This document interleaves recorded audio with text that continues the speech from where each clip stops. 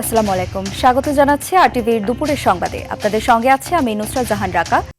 শাপলা চত্বর হত্যাকাণ্ডের ঘটনায় করা মানবতা বিরোধী অপরাধের মামলায় সাংবাদিক মোজাম্মেল বাবু, ফারজানা রূপা ও সাবেক মন্ত্রী ডাক্তার দীপু মনিকে গ্রেফতার দেখিয়ে কারাগারে পাঠিয়েছে আন্তর্জাতিক অপরাধ ট্রাইব্যুনাল ১। বৃহস্পতিবার বিচারপতি গোলাম মর্তুজা মজুমদারের নেতৃত্বাধীন ট্রাইব্যুনাল এই নির্দেশ দেন।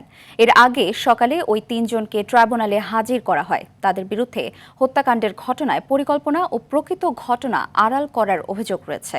এ মামলায় আগামী ৭ই জুন তদন্ত প্রতিবেদন দাখিল করবে প্রসিকিউশন জানিয়েছে ২০১৩ সালের ৫ই মে শাপলা চত্বরে হেফাজতে ইসলামের মহাসমাবেশ ঘিরে হত্যাকাণ্ডের ঘটনায় তৎকালীন প্রধানমন্ত্রী শেখ হাসিনা সহ সরকারের নীতি নির্ধারক ও আইন শৃঙ্খলা বাহিনীর কর্মকর্তারাও আসামি হতে পারেন। ওনাদেরকে সেই ঘটনার যেই মামলা হয়েছে ঘটনাকে কেন্দ্র করে সেই মামলাতে অভিযুক্ত করা হয়েছে। তিনি হেফাজতের এই ঘটনার সারা রাত তিনি ওখানে ছিলেন এবং তিনি বিকৃত সংবাদ প্রচার করছেন। হত্যাকাণ্ডের ঘটনাটাকে তিনি কনসিল করেছেন। সারা দেশবাসীর কাছে তিনি ভিন্ন অপপ্রচার করেছেন। এটা কি সাংবাদিকতা? আপনার যেসব সাংবাদিকদের বিরুদ্ধে অভিযোগ, তারা তৎকালীন সময়ে ফ্যাসিজম করার জন্য, একটা সরকারকে ফ্যাসিস্ট করার জন্য অনেক সাংবাদিকদের তখন ভূমিকা ছিল না? একটা সরকার ফ্যাসিস্ট সরকার হিসেবে আবির্ভূত হলো, সেইটার মধ্যে যদি কোনো সাংবাদিক জড়িত থাকে তারা কি বিচারের আওতায় আসবে না? এবার লালমনিরহাটের হাতীবান্ধা সীমান্তে ভারতীয় সীমান্তরক্ষী বাহিনী বিএসএফ এর গুলিতে খাদেমুল ইসলাম নামে এক বাংলাদেশি যুবক নিহত হয়েছেন।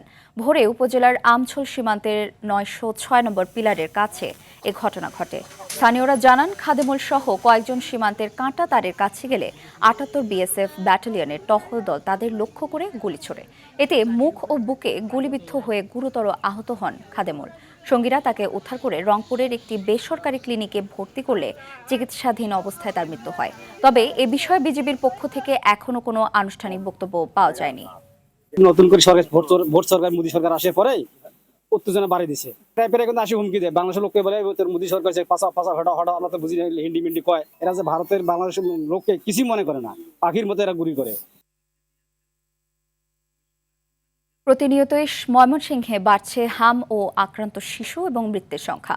গত ২৪ ঘণ্টায় ময়মনসিংহ মেডিকেল কলেজ হাসপাতালে হামে আক্রান্ত হয়ে চিকিৎসাধীন অবস্থায় এক শিশুর মৃত্যু হয়েছে। এ নিয়ে হাসপাতালটিতে হামে মোট ৩২ শিশুর মৃত্যু হলো। হাসপাতাল কর্তৃপক্ষ জানায়, হাসপাতালের আইসোলেশন ওয়ার্ডে নতুন করে ভর্তি হয়েছে ২৪ শিশু। একই সময়ে সুস্থ হয়ে বাড়ি ফিরেছে ১৭ শিশু। হাসপাতালে আইসোলেশন ওয়ার্ডে মোট চিকিৎসাধীন আছে ১০২ শিশু।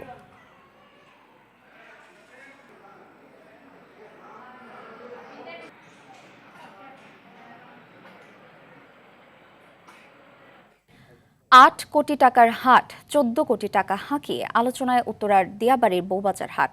একটি হাটে অস্বাভাবিক দর উঠলেও উত্তরের ১২টি হাটের ৪টিতে রহস্যজনক কারণে পাওয়া যায়নি কোনো দরদাতা। হাট নিয়ে তুগলকি কাণ্ডের আভাস পাওয়া গেলেও হাটের ইজারা কেন্দ্র করে যাতে বিশৃঙ্খলা না হয় সে ব্যাপারে কঠোর অবস্থানের কথা জানিয়েছে ঢাকা উত্তর সিটি কর্পোরেশন। আইনশৃঙ্খলা বাহিনীও বলছে, বিচ্ছিন্ন ঘটনা ঘটলেও পরিস্থিতি নিয়ন্ত্রণে সর্বোচ্চ সতর্ক প্রশাসন। বিস্তারিত জানাচ্ছেন দীপ্ত চন্দ্র পাল। পবিত্র ঈদুল আজহা সামনে রেখে রাজধানীতে বসছে ২৫টি অস্থায়ী কোরবানির পশুর হাট, যার মধ্যে ঢাকা দক্ষিণ সিটি কর্পোরেশন এলাকায় ১২টি আর উত্তর সিটি কর্পোরেশনে ১৩টি। চলছে এসব হাটের ইজারা প্রক্রিয়া। উত্তর সিটির হাট নিয়ে চলছে তুগলকি কাণ্ড। ১৩টি হাটের মধ্যে কোনো দরদাতা পাওয়া যায়নি ৪টিতে। একটি হাটে মেলেনি কাঙ্ক্ষিত দর। তবে এক হাটে সর্বোচ্চ ১৪ কোটি টাকার দর প্রস্তাব নিয়ে জন্ম দিয়েছে আলোচনার। ইজারা প্রক্রিয়া শুরুর আগেই হাটকেন্দ্রিক প্রভাব বিস্তার ও আধিপত্যের অভিযোগ উঠেছে। প্রথম দফার দরপত্র জমা দেওয়াকে কেন্দ্র করে হাটের নিয়ন্ত্রণ নিয়ে দ্বন্দ্বে প্রাণহানির ঘটনাও ঘটেছে। এতে নিরাপত্তা ও স্বচ্ছতা নিয়ে দেখা দিয়েছে প্রশ্ন। তবে এসব ঘটনাকে বিচ্ছিন্ন বলে দাবি পুলিশের। ডিএমপির মুখপাত্র বলছেন, কোরবানির হাটকে কেন্দ্র করে আর যাতে কোনো অপ্রীতিকর ঘটনা না ঘটে তার জন্য গোয়েন্দা নজরদারির পাশাপাশি মাঠ পর্যায়ে জোরদার করা হয়েছে নিরাপত্তা ব্যবস্থা। আমাদের আইন শৃঙ্খলা বাহিনী বিষয়ে তৎপর আছে, পাশাপাশি আমাদের গোয়েন্দা নজরদারি অব্যাহত আছে। এখন পর্যন্ত এরকম বড় ধরনের কোনো ঝুঁকি বা আশঙ্কার কথা আমরা এখন আমাদের নজরে আসেনি। ইতিমধ্যে একটি দুর্ঘটনা ঘটে গেছে, তো সেটা নিয়ে আমরা কাজ করছি এবং সেজন্য আমাদের গোয়েন্দা নজরদারি আমরা বাড়িয়ে দিয়েছি। আর উত্তর সিটি কর্পোরেশন জানিয়েছে, হাট ইজারার ক্ষেত্রে কোনো ধরনের রাজনৈতিক প্রভাব বা বিশেষ মহলের হস্তক্ষেপ বরদাস্ত করা হবে না। রাজনৈতিক কোনো বিবেচনায় কাউকে কোনো কোরবানির গরু হাট দেওয়া হয় না। সর্বোচ্চ দরদাতা যিনি হন, নিয়ম অনুযায়ী সেইভাবে তাদেরকে কোরবানির হাট বোর্ড মিটিংয়ের মধ্যে সিদ্ধান্ত নিয়েই তাদেরকে দেওয়া হয়। আর এখানে বিবেচনার কোনো সুযোগ নেই। হাটে যাতে নির্বিঘ্নে কোরবানির পশু বেচাকেনা করতে পারে সেদিকেও নজর রাখার কথা জানিয়েছে সিটি কর্পোরেশন। যে গরু হাটগুলো ইজারা নিয়ে তিনি দরদাতা হিসাবে ওখানে পরিচালনা সে সবাইকে নিয়েই করে। এখানে বিভিন্ন রাজনৈতিক দল থাকতেই পারে, সেটা সবাইকে সমন্বয় করেই তারা করবে। এটা অতীতেও করেছে, ভবিষ্যতে তাই করবে, যাতে বিশৃঙ্খলা না হয় সেই ব্যাপারে তো আমাদের একটা নির্দেশনা থাকেই। কোরবানির হাট ঘিরে দখল, প্রভাব আর সংঘাতের পুরনো চিত্র আর যাতে না ফেরে সেই প্রত্যাশা নগরবাসীর। দীপ্তচন্দ্র পাল, RTV, ঢাকা। ঈদকে সামনে রেখে সক্রিয় হয়ে উঠেছে বাজারে জাল টাকা ছড়িয়ে দেওয়ার চক্র। গোপন সংবাদের ভিত্তিতে রাজধানীতে চেকপোস্ট বসিয়ে জাল টাকা বহনকারী নটরডেম কলেজের এক শিক্ষার্থীকে আটক করেছে র্যাব-3। পরে তার দেওয়া তথ্যের ভিত্তিতে গ্রেফতার করা হয় জাল টাকা তৈরির মূল কারিগরকেও। বিস্তারিত জানাচ্ছেন আলমগীর শেখ। ঈদকে সামনে রেখে সালামি ও বকশিসের মাধ্যমে বাজারে জাল টাকা ছড়িয়ে দেওয়ার পরিকল্পনা ছিল চক্রটির। এমন তথ্যের ভিত্তিতে রাজধানীর বিভিন্ন গুরুত্বপূর্ণ স্থানে নজরদারি ও চেকপোস্ট বসায় র্যাব-3। এ সময় জাল টাকা বহনকালে নটরডেম কলেজের BBA প্রথম বর্ষের শিক্ষার্থী নিশাদ হোসেনকে আটক করা হয়। পরে তার দেয়া তথ্যের ভিত্তিতে কমলাপুর এলাকায় অভিযান চালিয়ে জাল টাকা তৈরির মূল কারিগর কামরুল ইসলামকে গ্রেফতার করা হয়। এ সময় জাল টাকা তৈরির বিভিন্ন সরঞ্জাম ও বেশ কিছু জাল নোট উদ্ধার করা হয়। দোকানদার কামরুল ইসলাম জানান, নটরডেম কলেজের শিক্ষার্থী নিশাদ হোসেনের যোগসাজশে দ্বিতীয়বারের মতো জাল নোট তৈরি করে তারা। মহল্লা পরিস্থিতি দেখে আমি বলছে গার্লফ্রেন্ড নিয়ে দিবে নাকি, এই জন্য আমি সাবাইয়া দিছি।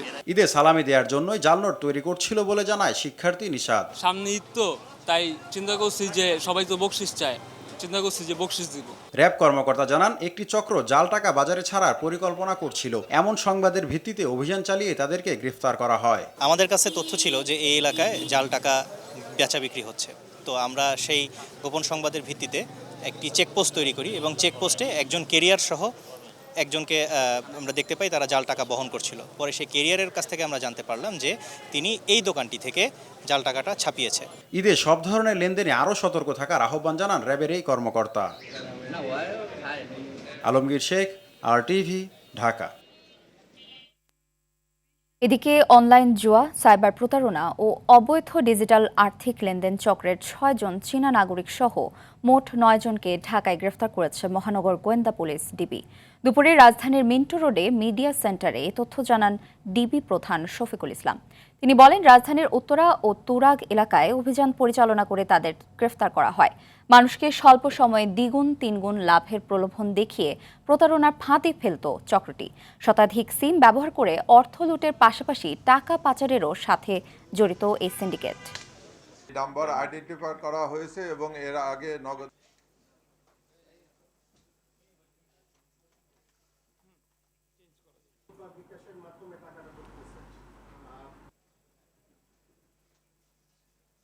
তাদের নিকট থেকে আপনার এই অনলাইন জুয়া কার্যক্রম পরিচালনার জন্য অনেক সরঞ্জাম উদ্ধার করা হয়। সেই সরঞ্জামের ভিতরে হচ্ছে 3টি হচ্ছে 64 পোর্টের মডেম, একটি হচ্ছে 8 পোর্টের মডেম, একটি 256 পোর্টের মডেম, বিভিন্ন অপারেটর প্রায় 280টি সিম কার্ড, যে সিম কার্ড ব্যবহার করে জুয়ার সাইটগুলো পরিচালনা করে। ওয়েবসাইটের মাধ্যমে সাধারণ মানুষকে স্বল্প সময়ে দ্বিগুণ তিগুণ লাভের প্রলোভন দেখিয়ে প্রতারণার ফাঁদে ফেলা হয়।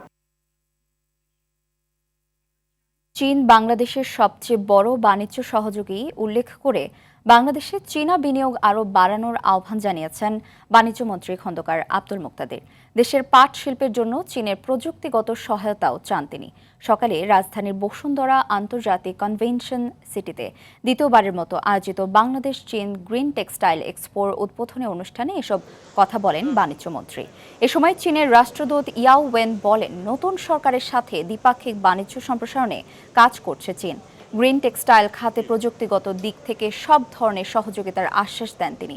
প্রদর্শনীতে পরিবেশ বান্ধব ও রিসাইকেল যোগ্য টেক্সটাইল প্রযুক্তি প্রদর্শন, সেমিনার ও প্যানেল আলোচনায় চীন ও বাংলাদেশের শীর্ষ উদ্যোক্তারা অংশ নিচ্ছেন।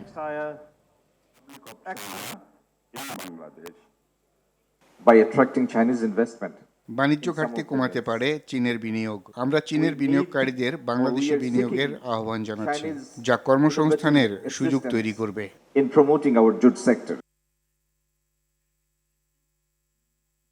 উৎসবমুখর পরিবেশে শেষ দিনের মতো চলছে সুপ্রিম কোর্ট আইনজীবী সমিতি নির্বাচনের ভোট গ্রহণ। সকাল 10টা থেকে শুরু হওয়া এই ভোট চলবে বিকেল 5টা পর্যন্ত। তবে বৈরী আবহাওয়ার কারণে ভোটে বিঘ্নিত হতে পারার সম্ভাবনা বাড়ছে। ভোটদান শেষে রাতে ফলাফল প্রকাশের প্রত্যাশা করছেন প্রার্থীরা। 2 দিন ব্যাপী এই নির্বাচনে 14টি পদের বিপরীতে লড়ছেন 40 জন প্রার্থী। বিএনপি সহ 3টি প্যানেলে অনুষ্ঠিত এই নির্বাচনে অংশগ্রহণের সুযোগ দেওয়া হয়নি আওয়ামী লীগ সমর্থিত আইনজীবীদের। এদিকে এবারে নির্বাচনে ভোটার উপস্থিতিও রয়েছে তুলনামূলক কম। 11,097 ভোটারের মধ্যে প্রথম দিনে ভোট পড়েছে মাত্র 1,771টি। যদিও আজ ভোটার উপস্থিতি বাড়ার আশা করছে নির্বাচন কমিশন। নারী ভোটারের উপস্থিতি অনেক বেশি, কারণ তারা সম্মানের সহিত ভোট দিতে পারতেছে। গণতান্ত্রিক পরিবেশে সুষ্ঠুভাবে নির্বাচন অনুষ্ঠিত হচ্ছে। দর্শক, এই মুহূর্তে সুপ্রিম কোর্ট আইনজীবী সমিতির নির্বাচনের সর্বশেষ খবর জানাতে যুক্ত হচ্ছেন সহকর্মী সর্দার রাজীব। রাজীব, নির্বাচনের পরিবেশ এবং ভোটার উপস্থিতি কেমন দেখছেন, জানাবেন।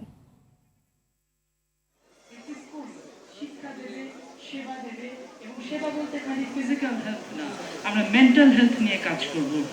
একটি পরিবারকে স্বতঃস্ফূর্তভাবে অনুষ্ঠিত হচ্ছে এখন, অর্থাৎ এখন ভোট গ্রহণ বন্ধ রয়েছে এবং দুপুরের লাঞ্চের বিরতি চলছে, অর্থাৎ 1টা থেকে 2টো পর্যন্ত এই বিরতি শেষে শীঘ্রই আবারও ভোট গ্রহণ শুরু হবে, কারণ এখন প্রায় 2টো বেজে গেছেন এবং এই ভোট গ্রহণ চলবে বিকেল 5টা পর্যন্ত, যদি না কোনো প্রকার প্রাকৃতিক দুর্যোগ না আসে এবং যদি প্রাকৃতিক দুর্যোগের কারণে ভোটারের উপস্থিতি থাকে এবং সময় গড়ানোর পরেও কিন্তু তাদের ভোট দেওয়ার সুযোগ থাকবে এবং এই ভোট গ্রহণ শেষের পরে ভোট গণনা শুরু হবে এবং প্রার্থীরা আশা প্রকাশ করছেন যে আজ রাত অথবা আগামীকাল দুপুরের মধ্যেই পূর্ণাঙ্গ ফলাফল ঘোষণা করা হবে। এই যখন অবস্থা তখন আমরা একটা কথা বলে রাখি যে এবারের নির্বাচনে বিএনপি, জামাত এবং এনসিপি সমর্থিত প্যানেলের আইনজীবীরাই প্রতিদ্বন্দ্বিতা করছেন, তবে ক্ষমতাচ্যুত আওয়ামী লীগ সমর্থিত প্যানেলের কোনো অনুসারীকে নির্বাচনে অংশগ্রহণের সুযোগ দেওয়া হয়নি, যার কারণে তারা ভোট দিতে আসেনি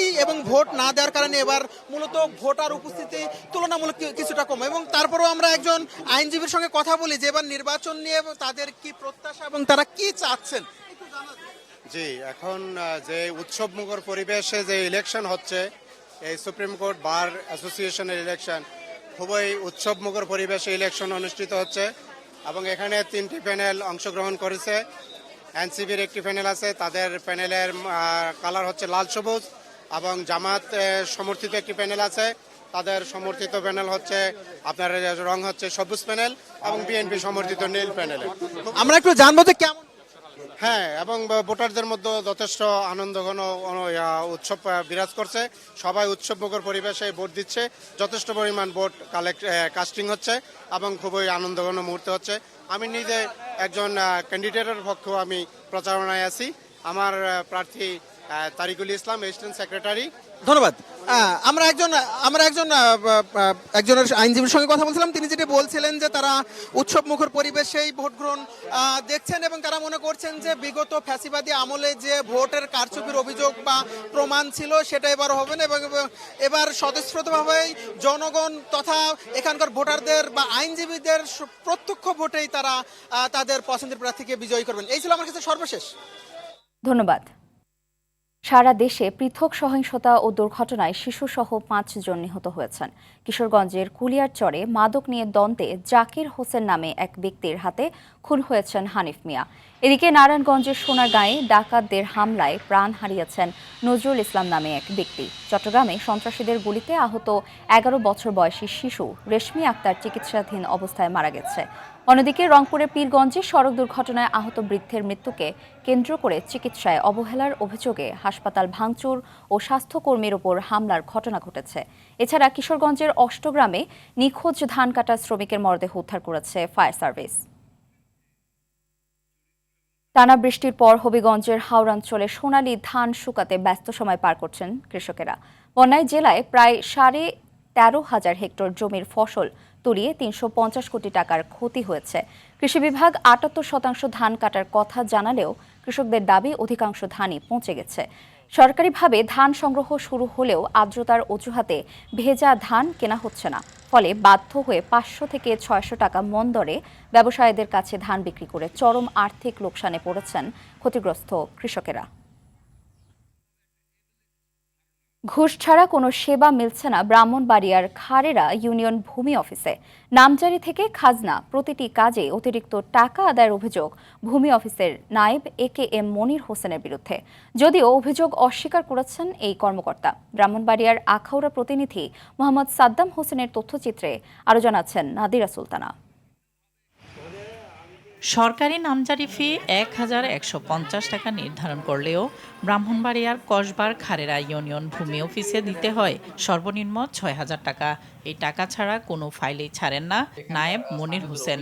শুধু তাই নয়, কাগজপত্রের ত্রুটি না থাকলেও নানা অজুহাতে 30,000 টাকা পর্যন্ত আদায়ের অভিযোগ রয়েছে তার বিরুদ্ধে। অনেকক্ষণ বসে থাকার পর যখন নামজারির জন্য বলি, উনি 10 থেকে 20,000 টাকার উপরে চাইছিল। 1100 টাকা লাগে, আমি যেটা জানি। এখানে 10,000 5,000 টাকা দিয়ে মানুষের খারিজ করতে হয়। না দাবি দলিল আছে না, কয় এটা হইতো না, এটা সাফ করলো না হলে ইয়া করে না। এরপরে টেহা বাড়ায় দিলে মনে করেন যে 15,000 20,000 30,000 সাহেব হতে। স্থানীয়দের অভিযোগ, টাকা না দিলে মাসের পর মাস ঘুরতে হয় ভূমি অফিসে। কেউ প্রতিবাদ করলে হয়রানি, এমনকি আবেদন বাতিলও করা হয়।